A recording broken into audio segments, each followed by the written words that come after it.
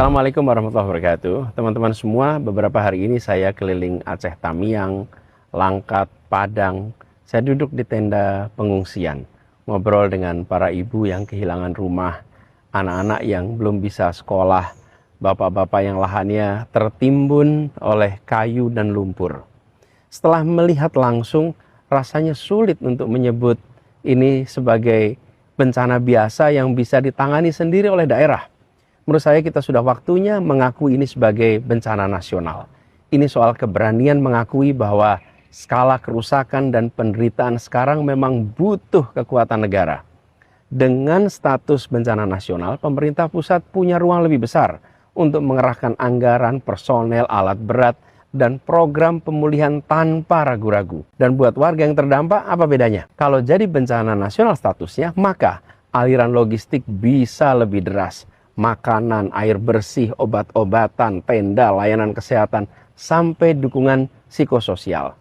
Dan akses jalan yang putus bisa lebih cepat dibuka karena alat berat, TNI, dan semua instansi bisa digerakkan lebih masif. Dan ke depan, program perbaikan rumah, sekolah, jalan, bantuan usaha kecil juga bisa lebih kuat karena dibiayai negara, bukan hanya mengandalkan APBD yang terbatas. Saya paham ada kekhawatiran. Kalau statusnya bencana nasional, apakah tidak makin rawan korupsi, makin rawan tumpang tindih kewenangan, atau intervensi pihak luar? Kekhawatiran itu wajar, tapi jawabannya bukan menahan status bencana nasional, melainkan memastikan tata kelolanya diawasi ketat sejak awal.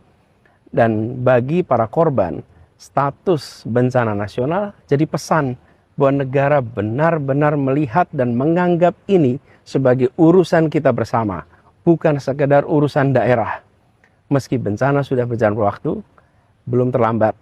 Masih sangat relevan untuk mengambil keputusan ini. Tanggap darurat masih berlangsung. Pemulihan pun akan panjang. Dan keputusan hari ini akan menentukan seberapa kuat dukungan negara 1-2 tahun ke depan.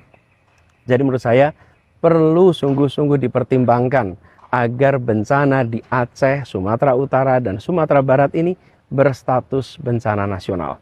Pemerintah pusat, pemerintah daerah, swasta, organisasi masyarakat, dan kita semua bisa bergerak lebih masif, lebih cepat jika status ini ditetapkan. Lalu sama-sama mengawalnya supaya dikelola dengan jujur dan terbuka.